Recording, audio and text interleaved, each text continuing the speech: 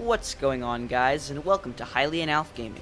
I'm your host, Alph, and today we're talking controllers. I've made it pretty clear that I love Nintendo's games, but I don't want to overlook controllers as they provide a way for us to interact with our games. Nintendo has made many different types of controllers, and many of them try some interesting new things to innovate. Not all controllers are created equally though, so I've picked out what are, in my opinion, the top 10 best Nintendo controllers. Now, I know there are a few different ways to classify what is a Nintendo controller, but I've decided that a Nintendo controller is a first-party controller made by Nintendo themselves, not a third-party controller, whether licensed or unlicensed. Pro controllers and such are allowed though, so long as they're made by Nintendo. Another thing, I won't count a lack of buttons or features against a controller, but rather I'll be looking at how well the controller accomplishes what it's trying to do. In other words, I won't say the NES controller is trash just because it doesn't have a joystick or anything. I will, however, give a controller extra goodness points if it does something especially innovative, and I'm not counting handhelds as controllers, only things for home consoles and or hybrids. With that out of the way, let's get started.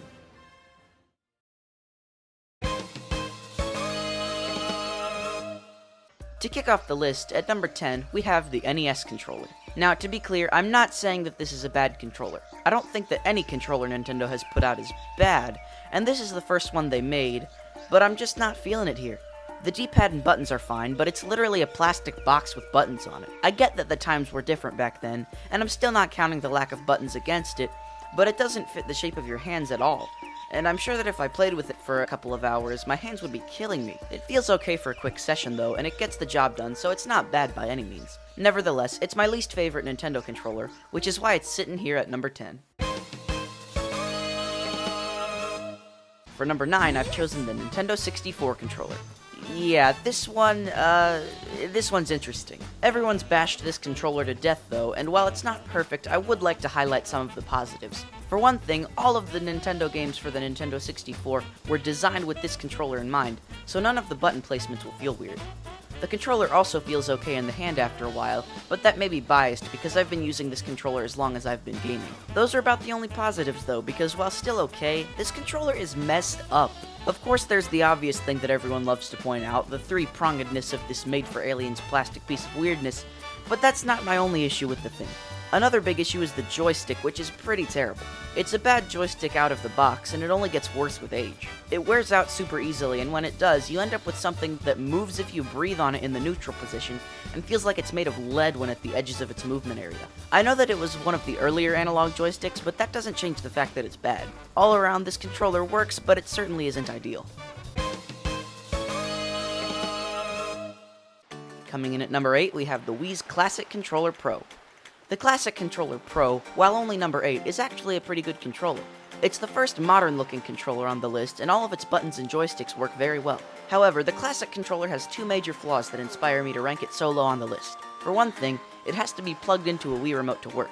This is more of a nitpick, but it's still a pretty unconventional way to connect a controller to a console. The other issue I have with it is up for debate, but it's a deal breaker for me, this being the placement of the left joystick. The Classic Controller Pro's left joystick is where the DualShock's left joystick is for the PlayStation consoles, and this can be either good or bad depending on what consoles you're used to.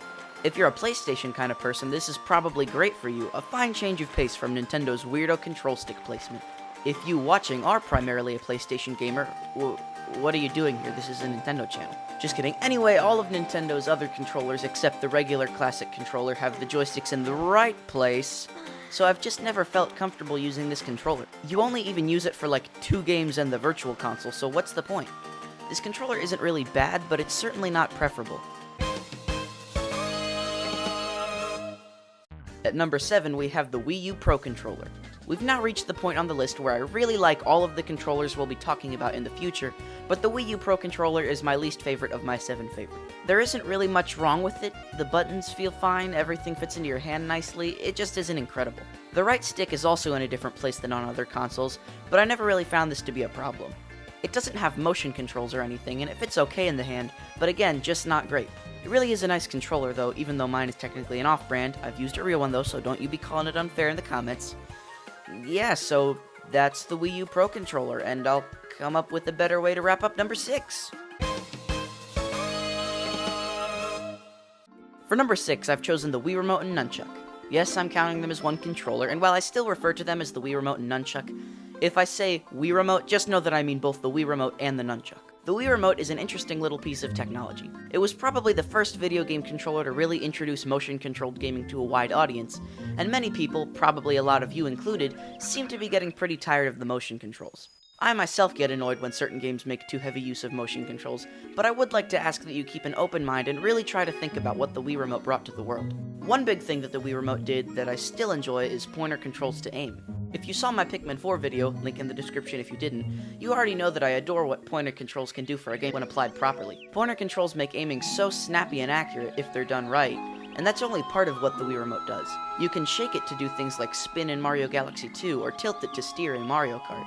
The Wii Remote is so versatile yet so easily used by just about anybody, earning it the number 6 spot on my list. At number 5, we have the controller for the Super Nintendo, or as I'll be referring to it, the SNES controller. To put it simply, the SNES controller is an extremely updated version of the NES controller. It has the same general layout, D-pad on the left, buttons on the right, start and select in the middle, but it comes with a few key improvements, the most obvious of these being the change of shape. Rather than a rectangle, the SNES controller is more rounded, sort of like a dog bone. It's not incredible to hold, but it works surprisingly well for the types of games on the SNES. This is probably due to the fact that it uses a D-pad rather than a control stick, so you're not pushing on the controller in any way other than directly into your hand. The SNES controller also adds some buttons, namely the shoulder buttons and the X and Y face buttons, which fit nicely and feel right at home here. The SNES controller is great, and it probably has the best D-pad in the world if you ask me, but it's still just a pretty basic piece of plastic. I know that's a little unfair to say because it's almost 30 years old now, but I'm not saying it's bad, it's just not the best. For number 4, I've chosen the Nintendo Switch Joy-Cons. Now, the Joy-Cons are probably one of the most high-tech things on this list.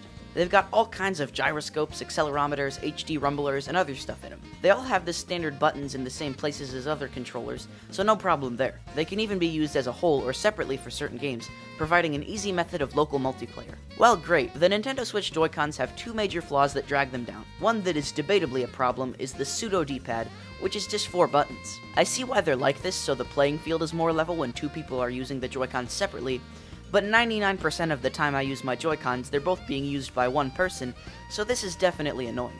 The other issue I have with the Joy-Cons is that they're really small. And I think most other Switch owners, have gotten used to their small size by now, but they're still really tiny. And because the joysticks are also very small, they don't have a very comfortable travel distance, making them less than optimal for more involved 3D games like Mario Odyssey or Splatoon 2. The flaws I have aren't huge though, and the Joy-Cons' tech and versatility earn them the number 4 spot on my list.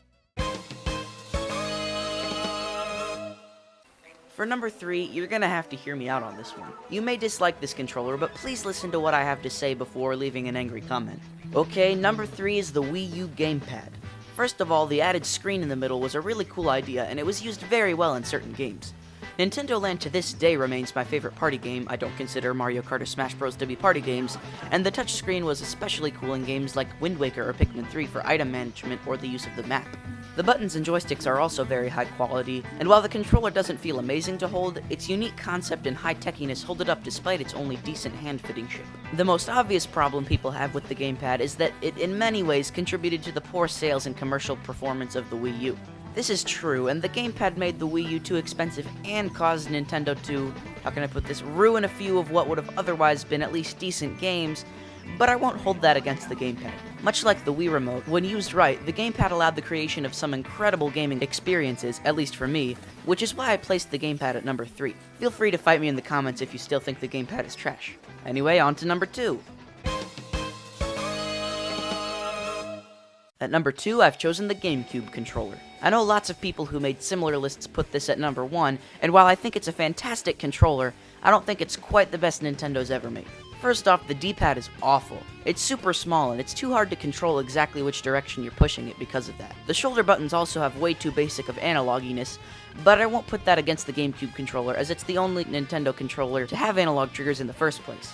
The rumble is also pretty bad, and while it's the first built-in rumble for a Nintendo controller, it still has it, so I've got to critique it. That's all I've got for negatives though, because this controller is amazing. It fits into the hand absolutely perfectly, and the joysticks and buttons work and feel so good that Nintendo made USB adapters for it just so it could be used in one single Wii U game. Yeah, this thing's great, as you probably know, but there's just one controller I like more. And now for number 1, we have the Nintendo Switch Pro controller. This is tied with the Joy-Cons for the newest controller on the list, and I also happen to think that it's the best. The Switch Pro controller is a pretty standard looking controller with all the same buttons as the Switch Joy-Cons. It also has gyro controls and HD rumble, which is always good to have for certain games. It's sculpted to hit the hand very well, almost as good as the GameCube controller, and the buttons and joysticks are also of a very high quality. It was an incredibly close race between the GameCube controller and the Switch Pro controller, but what it really came down to was a few details, one of them being the D-pad. The GameCube controller had a terrible D-pad, and while the Switch Pro controllers isn't great, it's still pretty good. The Switch Pro controller also has better rumble than the GameCube controller, and while neither of these are huge, they were just important enough to give the Switch Pro controller the edge. It really was close though, so I still love the GameCube controller. The Switch Pro controller is also very versatile, allowing smooth play of nearly any type of game. It was close, but the Switch Pro controller was just good enough to earn itself number 1 on my list. Thanks for watching, everyone. Did you agree with my choices, or do you feel differently about Nintendo's controllers than I do? Remember to tell me in the comments below, like, subscribe, all that good stuff, and have a great day.